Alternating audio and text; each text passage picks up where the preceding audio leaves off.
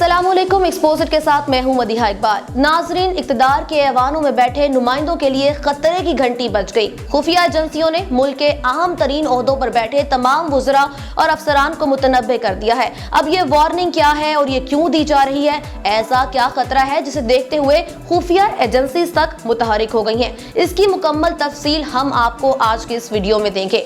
हम सब जानते हैं कि गैर मुल्की एजेंसियां किसी भी मुल्क के अहम राज हासिल करने के लिए मुख्तलिफ तरह के हरबे इस्तेमाल करती हैं। इनमें एक हरबा शोबिज़ अदाकाराओं को इस्तेमाल करना भी होता है और यह सबसे आसान तरीका समझा जाता है कि खातीन को इस्तेमाल करके अपना मकसद हासिल किया जाए।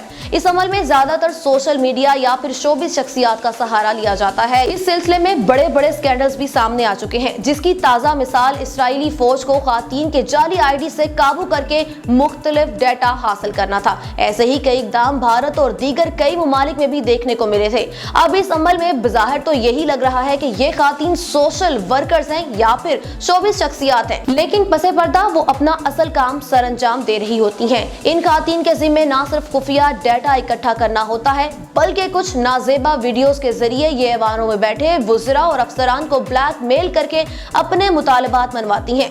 गुज़िश्ता कुछ अरसे से पाकिस्तान में भी ऐसा ही हो रहा है और खुफिया इदारे उस वक्त हरकत में आए जब एक टिकटॉक ऐप पर वीडियो बनाने वाली लड़की, जिसे हम सब हरीम शाह के नाम से जानते हैं, वो मुल्क के अहम तरीन इदारे वजारत खारिजा पहुंच गई और हरीम शाह ने ऐसे मकामात पर वीडियोस बनाकर सोशल मीडिया पर अपलोड कर दी जहां आम आदमी जाने का सोच भी नहीं सकता था। सिर्फ यही नहीं, हरीम शाह ने कई वुज़रा के साथ वीडियोस और ऑडियो कॉल्स भी सोशल मीडिया पर शेयर की, जिनमें शेख रशीद और फयाजुल हसन चौहान शामिल हैं।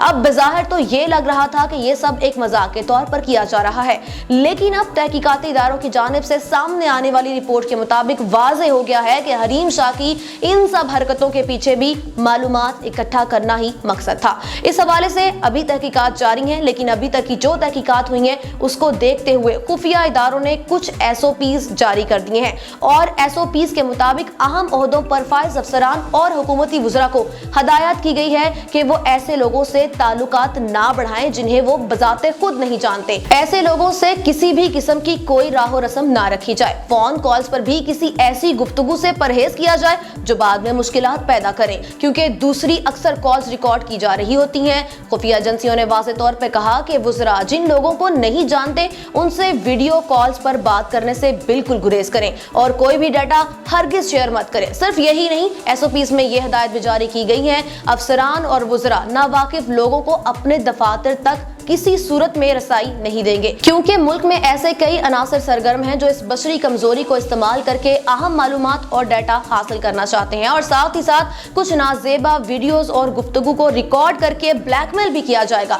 ताकि फिर वो अपने मुतालबात मनवा सके और हुकूमत की मुश्किलात में एक बार फिर से इजाफा किया जा सके। खुफिया एजेंसियों की जानिब से ये वार्निंग जारी करने का मकसद मुल्क की सलामती और खुफिया इदारों की मालूमात को लीक होने से बचाना है। अगर हमारी आज की ये वीडियो आपको पसंद आई है तो लाइक करें, कमेंट करें और शेयर भी करें। खबरों की तेज तर अपडेट के लिए एक्सपोज़िट को सब्सक्राइब करें।